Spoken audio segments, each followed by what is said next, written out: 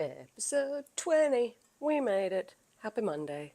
I'm very excited again to be here.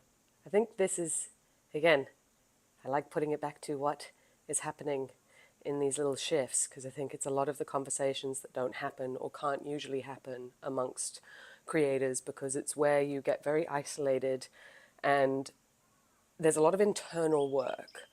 And I think maybe because I had that experience with Wing Chun as a martial arts, it's a lot more of an internal martial art, which means you're not arriving to class every week and like punching the shit out of a bag and leaving drenched in sweat like you would, say, in a Muay Thai class. It's a lot subtler than that. And I think I'm only also realizing more so now how that 2 years of training and then year and a half actually teaching the kids really allowed me to become a lot more aware and grounded of my internal system, like skeletal system, like where everything is, how it all feels, where the imbalances are.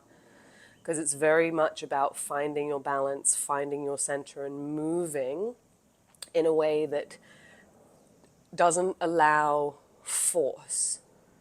And it's very open and aware and reactive to what's coming in, but allowing it not to detract you from your center. I don't know if I'm explaining this properly, but if any of you have ever dove down the Wing Chun rabbit hole, looking at what Ip Man was able to do, watching the Ip Man movies, and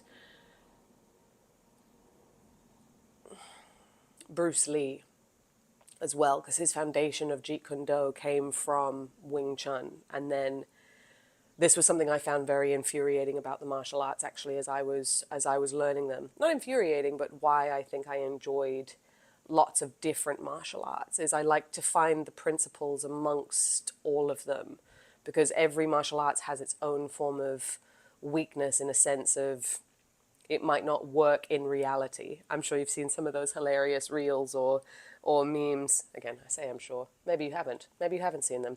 But if you've ever been down the BJJ rabbit holes, there are some of those hilarious reels that say, oh, you know, when a BJJ person has a fight in real life, and it's like a guy comes up to this gentleman and his missus about to, you know, square it for a fight, and the BJJ guy goes, all right, and like lies on his back on the floor and like puts his arms and his feet up, and it's like, come on, bro, what you got? It's like, it's very impractical. And I remember when I first started learning Wing Chun, very quickly I was like, it's amazing how long it's going to take for me to learn this skill, and in the interim, what are the practicalities as a woman that I can protect myself in self-defense while I'm learning to build up, say, another muscle like the internal one. Because again, Wing Chun was actually designed by a woman as well. So it was a way to leverage the fulcrum points and the skeleton and your body mass against your opponent and redirect the forces and energies back into them and move yourself around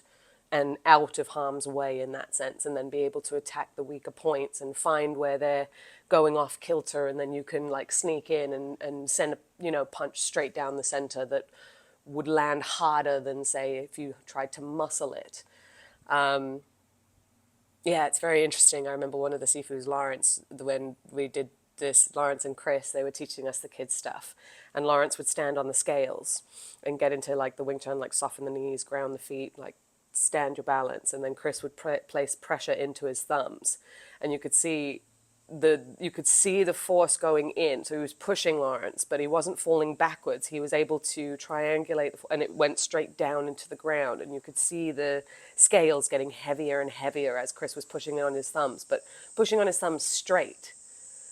So again, it's very interesting how you can maneuver that energy within the body and use that as your core and your standing. And I think I learned a lot of, well, martial arts has always been in my life. I mean, I'm very, very grateful, one, that we were born and raised in Asia. I still, to this day, I'm so grateful for my parents for doing that, even though I think that was a cockamamie idea on their part in terms of what they put themselves through. 4 kids in Hong Kong, but anyway, each to their own. Clearly, life has bigger plans, but we started doing taekwondo when we were kids. So mum put us in classes as soon, I think you could sign up around 6, and all of us got our junior black belts around the same age, around like 9, 10. And then you had to wait. I think the reason why we stopped at that point was because you had to be 14 or 16 in order to actually get the black belt. And annoyingly, again, hindsight, connecting the dots, circles, looking back, I feel like mum was in a position of like rotating the activities after school.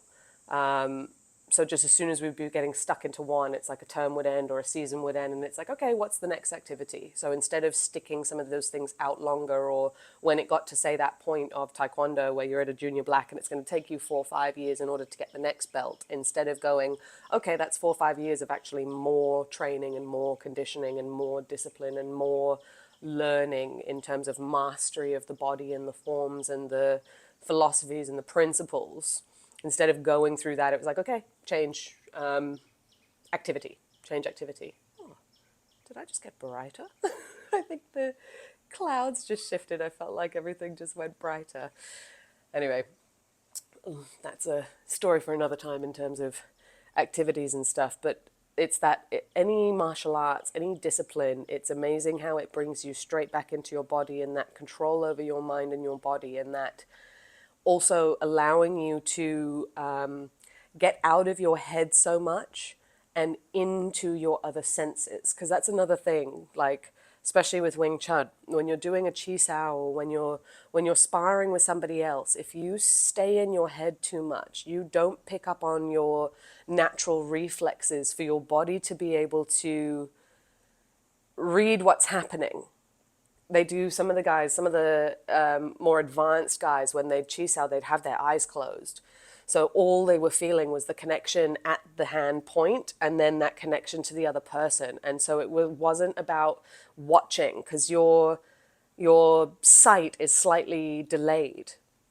I remember when we were doing a couple of weeks, we did like a 4 to 6 week training camp with basic reflex here. A group of us decided we were going to help this dude film some content, and in exchange we'd do like a group session afterwards to just share ideas and thoughts and things. And anyway, it fizzled out quite quickly. But doing some of those boxing trainings, he does Cuban boxing. So Cuban boxing, he's got an awesome gym in Sheungwan here. And we were doing when you have that bouncing tennis ball that comes in at you and you've got to like hit it. It's amazing. It's infuriating, but amazing, like how your eyes can deceive you. And even Paul, the instructor, was saying, it's like, don't do it based on what you're seeing, because there's a delay from you seeing it come at you to then you punching it. It's already gone further away. So you have to start punching when it's on the opposite side, and so that it connects with you when it comes this way and you can hit it. And it's just amazing how you have to be able to step. It's not like shut off your mind, but it's almost quiet it enough to just be in the body and see where the rhythms and the motions are going and move with it. And I think, we are so disconnected from so much of that. And I saw that viscerally when I started teaching at Mindful, because I'd also be in the evening classes with the adults and assisting and kind of just being around, or I'd do my training at that point at the end of the day. And even seeing some of the guys come in and just, when you're trying to do basic movements or go through the Seulin Tao form, and you've got, shoulders here, and it's like, okay, these guys are like here with their shoulders. And it's like, okay, relax the shoulders, relax your right shoulder. And it's like, I'm relaxing. And it's like, you even then have to give them that like tactile feedback where it's like, here, relax. And it's like, oh, okay, oh. And then down. And then with the shoulder blades, it has to move from the back of the shoulder blades instead of lifting and coming back forward. And we're so out of our bodies with everything that we do in day-to-day life that it's why fitness and movement and just having those moments throughout your day to connect back into what's going on in here is so damn important. And what's crazy as well, and I think where I had to kind of start putting it in so that I didn't feel like it was a thing, in order to allow myself to do it and do the reps every day without going, this isn't making any difference. Because it's as simple as having like 10 minutes to yourself, or 5 minutes twice a day to just focus on your breath and just bring your awareness into your body. Like, just move it from out to in.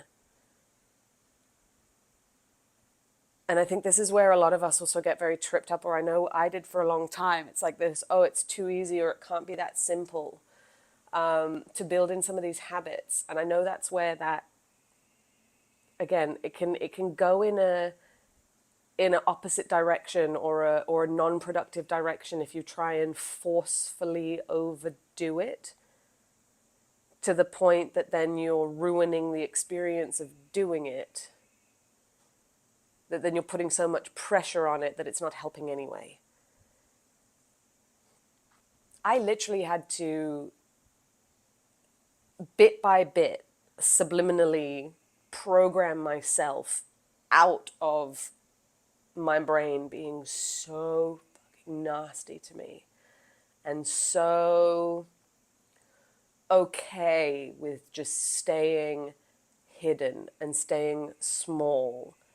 And it was okay because everybody else was fine and I was helping other people. It's that eke into martyrdom. And I saw it with my dad. And I think that's also what's coming full circle now, and where I've realized this whole, more good people need to be making good money in order for us to be doing more good. Because the shits have no problem peddling shit to make money to then carry on doing more shit and taking up space in this world that is just building out more of that, because it becomes more of a self-fulfilling prophecy for the people that are still in that realm of, I'm a good person, but I still believe that the only way to get out of this is to be a shit. We need more examples of good people doing good things, making a good income, supporting themselves, and the problem is that it's the nastiness always is louder than the good. We need always, like you say, we need those like feel-good newspapers where people are actually presenting what has happened and what's good and what is going good in the world.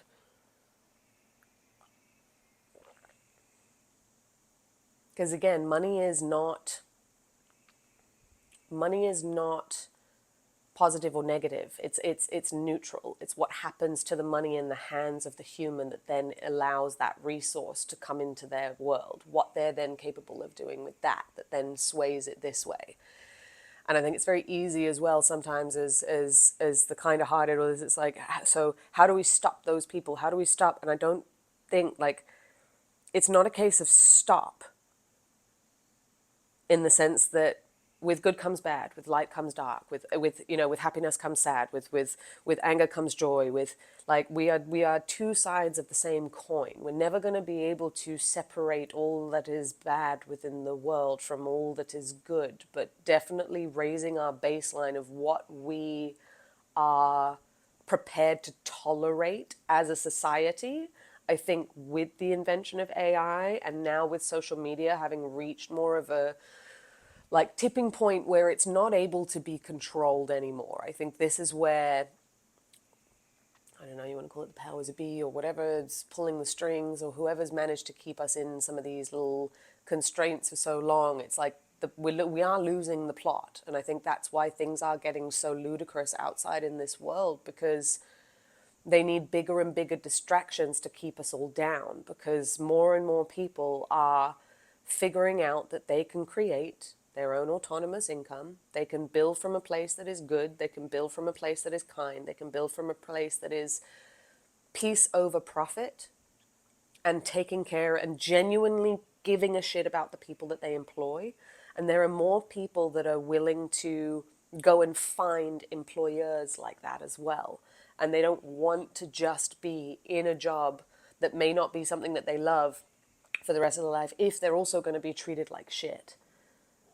Like, I think it was when COVID happened that I very quickly saw or foresaw how people's character was going to come out of the woodwork. Like, it's when bigger disasters happen or when shit hits the fan that you really see who is in your corner and who has the right reasons for being there, or, joining you for what you're doing. And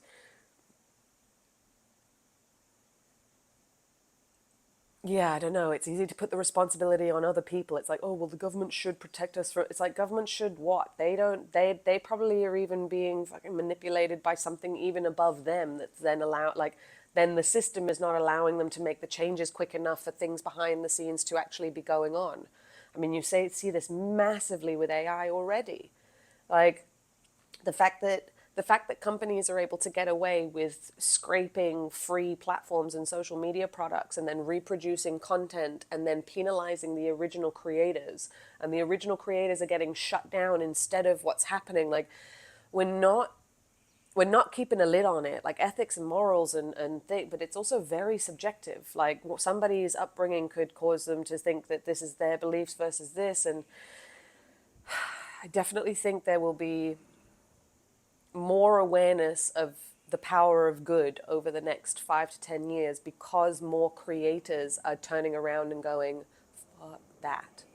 Like, we are just sick of this shit. Like, and if you have had any inkling of becoming your own boss and becoming of your own creator, it has never been easier in that sense. There is zero barrier to entry. There are zero gatekeepers. You get to sit in your living room, talk at your camera, post it on social media, and if you stay consistent and patient enough, you are able to start attracting people with the same mindset, the same views, the same things, and you're able to provide a service for them. You're able to bring them together. You're able to do whatever you want with that attention and those views, but you're able to put yourself in a position to speak up and start the conversations and bring people into a conversation. And so we've actually never had more of an opportunity to have our voices be heard.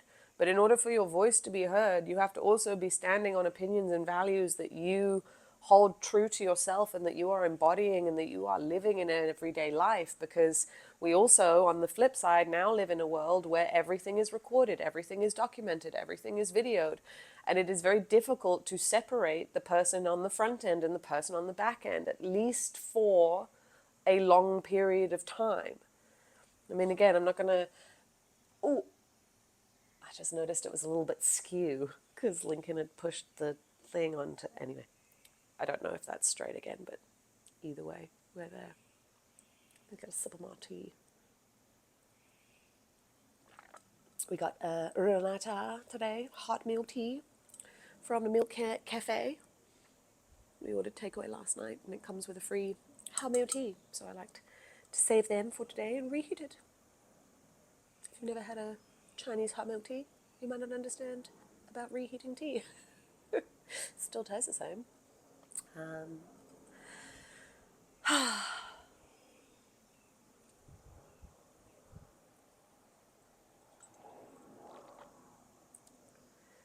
think this has also all come up because one of the skill sets that I've always prided myself on in my life is the ability to adapt, the ability to change, the ability to go, yep, this is a new plan, let's go.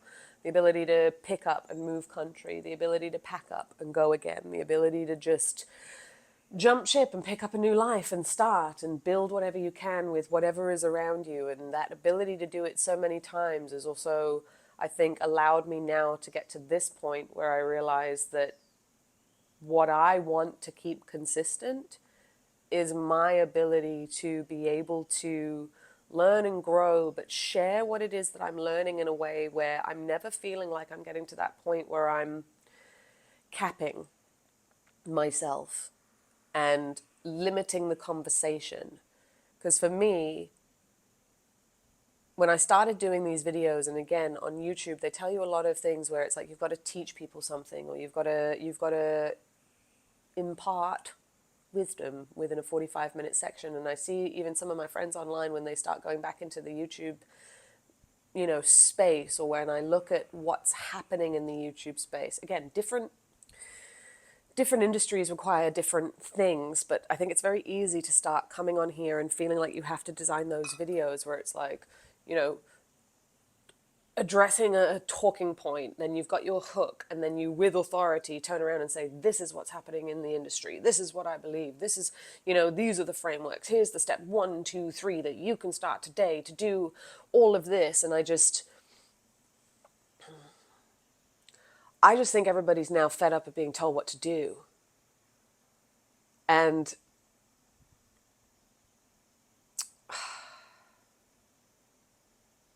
Yeah, I mean, that's my opinion. I think everybody's just fed up of being told what to do. So that type of content isn't landing as hard. Well, at least for the people who have been in enough of their personal growth cycle to kind of know enough about themselves to know that they don't want to be just running straight down into somebody else's framework, but haven't kind of realized that they're getting frustrated with the fact that they will inevitably take longer to pull something together, because in order to create a holistic view of something, you have to have had a lot of different experiences to then see where those patterns present themselves on multiple industries, to then turn around and go, you've got that zoom out layer, that one extra layer above where you're like, all right, okay, I see it there, I see it there, I see it there. There's a pattern, there's a framework, there's something. But then bringing in nuance, everybody's experience of that will be different, but you're then talking from more of a holistic approach instead of what a lot of people online, I feel, do is like, this is how I've made money. This is how I'm going to teach you how to make money. And if you repeat these steps exactly, you will make a certain amount of money. Usually you get past that like 5 to 10K thing. But then understanding what's actually happened, or then creating that from yourself without just solely relying on somebody else's framework to copy and paste, is where things start to shake. And so in the long term, what got you here won't get you there, right? Like if you really need to give yourself permission to just go fuck it, try something and do it and know that you can do it, I'm pretty sure you've probably seen enough frameworks out there to go and test one. And now if you're still sitting here and watching this and you haven't reached the level of income that you want, it's also because you just refuse to do it that way. Because you also know that if you do it and it works and it's there, then you've also built a machine that now you have to self-perpetuate, that you don't even actually really enjoy, or you don't really like the way that it's being done. And with that little ick factor hanging over it, it's all kind of doomed to fail. And I just, maybe because I play these scenarios through my head so many times when I go through some of these things, and I sit there and I try and live into it, and it's like I live into that feeling of running a type of business like that, or doing that, and I can't bring myself to sell those types of things or to create it in that way that then I feel that is not going to suit me. And I think that sort of ties back into that conversation that we had before about business versus personal life. And you can't run your business the same as you run your personal life. But then at the same time, you need to figure out which frameworks suit where, but then also allow each to fuel the other, because there will be things that you learn in business that help with certain areas of your personal life, and things there that will actually connect you with your clients and your customers in business. So again, I feel like this whole, we've also still been in that mentality of compartmentalizing, like you switch on work brain and then you switch off work brain and you switch on family brain. And I remember growing up as a kid, like dad was very good at compartmentalizing, and to be fair, he very much had to, considering his line of work and what he saw on a daily basis. I mean, I remember getting old enough for him to tell us one story, R-rated, skip the next little bit if you're, well, it's not even squeamish, it's just he'd come home from I think I said it in one of my other videos actually, he'd come home from a mass suicide from some local students in Mongkok in TST. I think he'd said, I know, he said it was 22 of them on a rooftop. They all decided to take their own lives at the same time, and then he'd come home and to his loving family and be in there. And so that that separation of seeing the light and the dark, I think I'm only now appreciating a lot more what my father actually had to balance in his life, and what he had to come home to versus what he dealt with on a day-to-day basis, and what he actually brought himself through. And also then it makes me realize as well, how special he was to have the sense of humor that he had, and to be able to have jokes and to lift people up. I think it's very easy when you're in those jobs and those roles as well to just completely allow it to suck all the life out of you. And to an extent he did. He allowed his body and the alcohol and that sort of cushion to engulf him for a long time, and that didn't help with his health indefinitely. And it did annoy me in certain senses where I could see as I started reconnecting with my fitness after being in the alcohol industry for a while and, you know, feeling that breath of fresh air and starting to go for a run as a smoker and realizing that it gets to that point where even if you're still smoking and you're doing the thing, you find that time where if you are pushing for a running goal, like we were doing, my sister and I were doing the Couch to 5K, and I never run like consistently for long periods of time ever.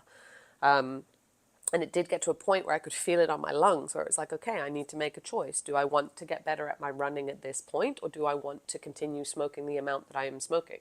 Eventually, I did quit smoking, and it was funny, during those periods of those years when I had stopped smoking for a long period of time, I remember taking moments to myself, and I do this throughout my life, actually, I've realized, and I don't know if any of you guys do it. I'd love to hear in the comments if anyone else does, but I do sometimes take moments where I just like close my eyes, ground myself, feel my feet on the floor, and just remind myself of what is actually happening, and almost take like a mental snapshot, you know? And I did that throughout the times when I had stopped smoking to remind myself, one, you don't want to be going back down this rabbit hole because it's not worth it. Like, feel how good you feel right now. Feel how calm you feel, or like, you know, if you're out, or if you're, I was doing this a lot in South Africa when we were back in March, you know, it's like we're sat with the whole family around having a braai and having a laugh, and it's just like taking that moment to just look around and be very present and just be like, I've created this joy in my life. I've created this. I've built these relationships. And I think it's very easy to just blow past all of it when we've got these goals and we've got these things that we're chasing, to not just take a breath and smell the flowers and smell the roses sometimes, or just, you know, take 5 minutes to marvel in the beauty of a sunset that's, you know, fleeting, or just, yeah, it's just amazing how much we train to allow our nervous system to be fried.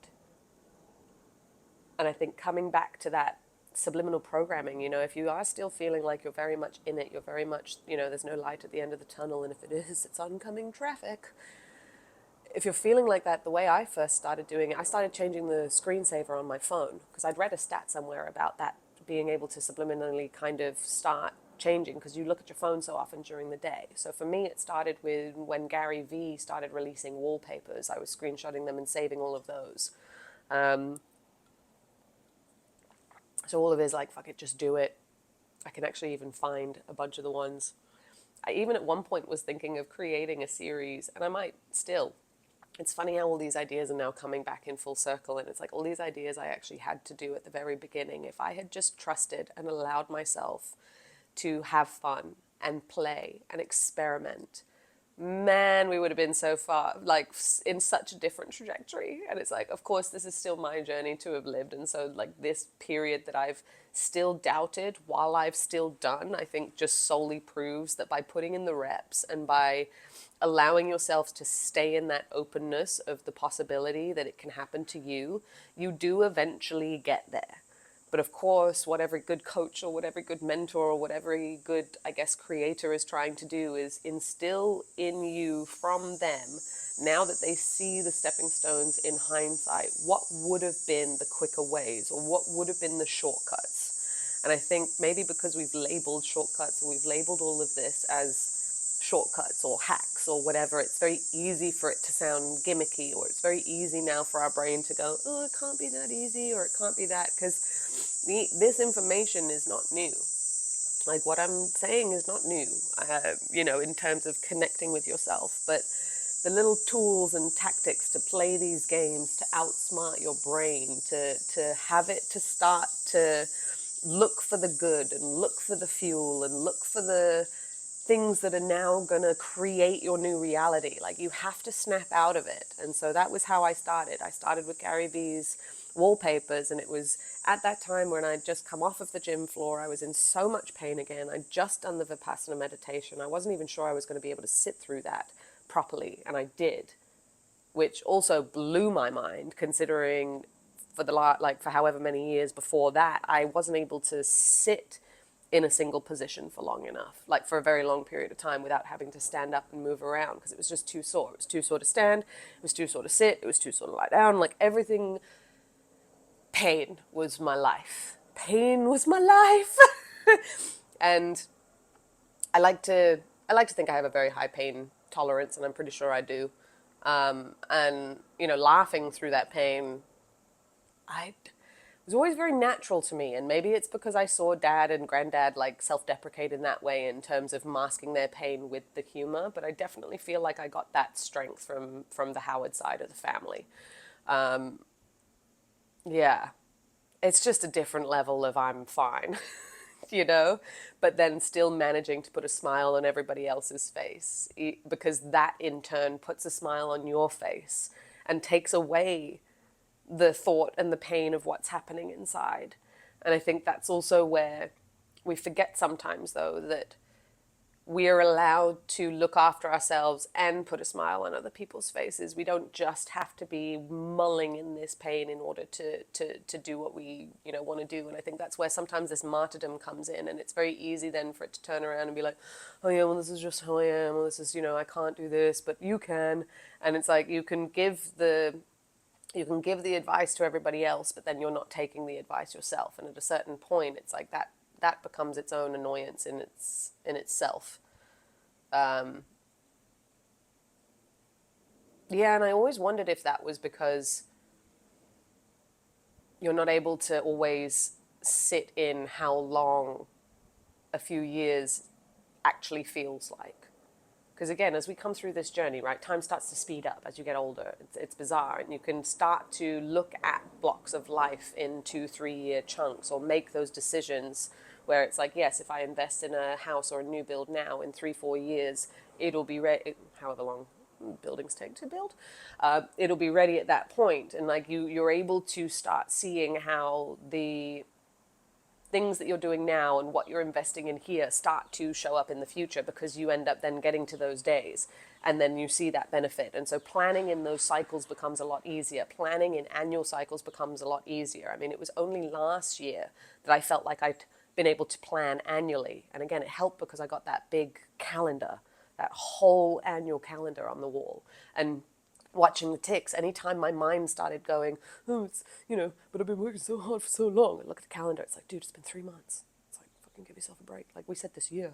Do it for the year. Then complain. Like, so I think the quicker you can get yourself into more of that annual thinking, because it's the reps that matter now, the quality of the reps that matter now that will provide you with your future income.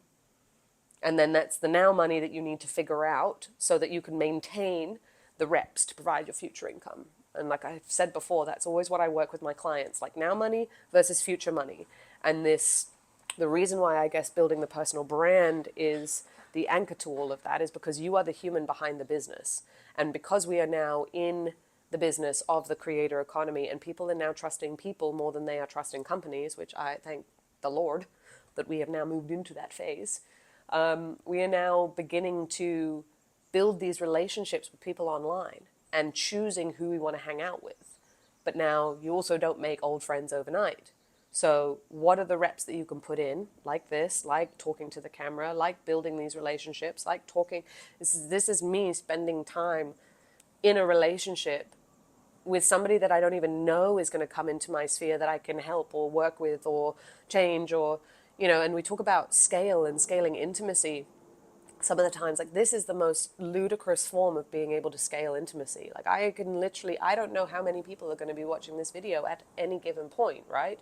So I can be saying the same message to someone sitting in their living room and it truly touching them 100 times over. And now I'm building the breadcrumbs as I go through these phases so that people can scroll backwards and really see like how long it has taken or how long it took. Like, I'm even noticing more, like, even just what I look like. I've been taking care of myself now for the last 4 or 5 years. 5 years since my surgery, and since I clicked in I will do everything in my power to do the physio and do everything correctly, because that 18-month day is going to arrive and I'm going to be sitting in front of the doctor, and I do not want to be sitting there going, I can't move. It is on me. It is on me to find those limits, to trust my body again, to listen to those signals. Like even that 18-month recovery, like I remember it getting to a point where, because I'd come through 6 years of pain, 6 years of like chronic agonizing pain, and I'd had to learn the difference of when I was being a little bitch and just throwing a strop, and when it was actually hurting to the point that I would make it worse. Those two are two different things. And that's another reason why, like, committing to fitness goals and committing to your health, even if it's just for a period of 6 to 8 weeks to start with, and this is what blows my mind, like, people can't even get through 6 to 8 weeks. Hell, even I struggled to get through 6 to 8 weeks for so long, even until recently, like doing that high rocks thing, having 5 weeks to go. Again, I remember there's a date, bring it a bit closer so it becomes more visceral, where it's like, it's not 2-3 years down the line, it's 2-3 months down the line, so that you can see where it's like, I've made this commitment, now it is up to me how much pain I'm going to be in on that day. Because if I do the training, the program works. And I think this is another reason why it's so aligned, but so magical that this job with my friend becoming a general manager at this gym has come into fruition at this time. Because one, it's giving me safety financially. I suddenly am literally calm. Like I can wake up on a Monday morning at 6 o'clock in the morning because my nan went to work early, and I've been waking up a lot earlier because I'm excited to be bringing these projects to life and doing this stuff. Like I want to fit it in before everything else comes into my plate. Like I spent 2 hours painting this morning, and I've done this recording before I've even opened my phone in terms of like checking social media or checking any messages, and I feel fucking amazing. Like, and I'm now ready to go tackle my client work for a few hours and, then go to the shops and do all my stuff so that I can then come back to doing some painting later in the evening if that's how I want to wind down my day. But to start in this creative flow and doing something for yourself, this is why I used to love training first thing in the morning, because I get it, it's my time with me, with my body. Like, we are not supposed to be this accessible all the time. And I think that's where these devices have taken like a little turn. And we must control ourselves with them. We get to put them away. We get to not allow them to give us these little panic attacks. And yes, it takes time, and yes, it takes training, but it is possible. The most successful people, you cannot reach them. You cannot reach them during the day. There is a reason. And when we go into business for ourselves, for some reason, it is very easy, especially as a good person, especially as a people pleaser, to be like, I must be available all the time to everyone, doing all things. And that feeling sometimes of stepping your boundaries and putting your foot down sometimes feels like you're being mean or you're being... And it's like, it's not. By you protecting yourself, you can come back tomorrow and serve them better. By you running around like a fucking headless chicken and then neglecting your health, neglecting your movement, neglecting your stuff, you're turning off all your internal senses and all your spidey senses that are also the ones that are going to stop you from onboarding the wrong client at the wrong time, because it's peace over profit. Peace over profit. Get connected with this first. Get connected. But simple things. Change the background of your phone to something that like sets your brain right. I think even putting on our fridge, the mission is to get to South Africa. Even that, putting that when we got back in March and leaving that on the fridge, seeing that every day, I feel like has allowed all these different opportunities to come in.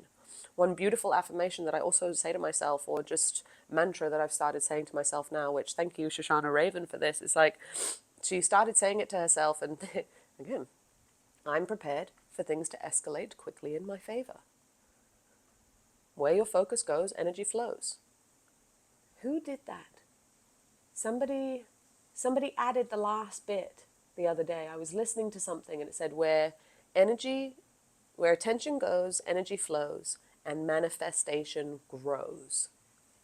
And I had never heard it like that before, and I love that, because that is true.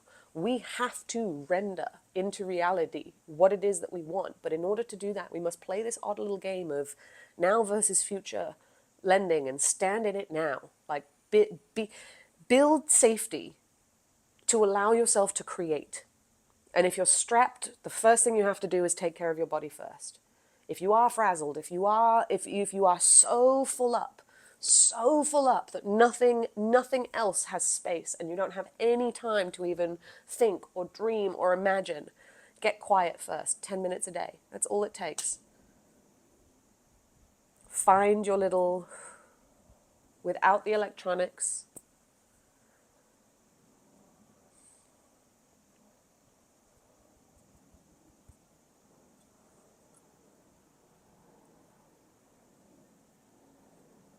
we've just hit 40 minutes, which is amazing. And so I'm going to finish this off with my tea and this card that I pulled just before I sat and had a chat with you guys.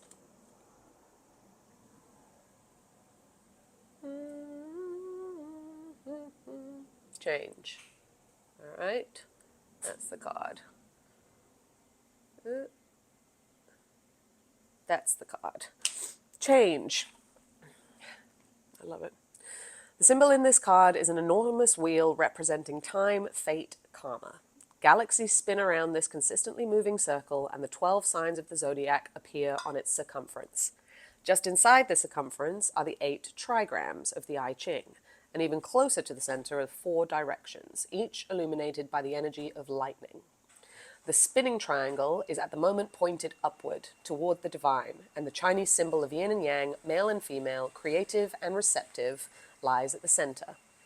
It has often been said, and I'm sure you've heard this one before, that the only unchanging thing in the world is change itself. Life is continuously changing, evolving, dying, and being reborn.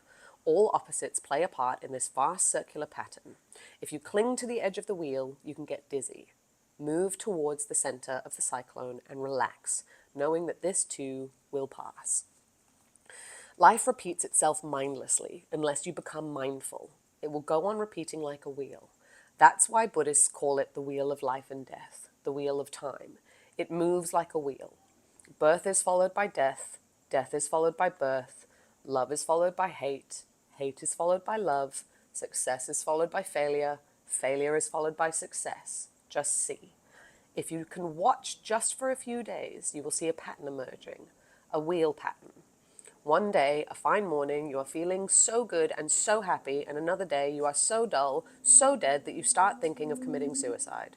And just the other day, you were so full of life, so blissful that you were feeling thankful to God that you were in a mood of deep gratefulness. And today, there is great complaint, and you don't see why one should go on living. And it goes on, but you don't see the pattern. Once you see the pattern, you can get out of it. And that's that, just taking those few extra zoom out steps. It's like finding your balance within the waves that are doing this.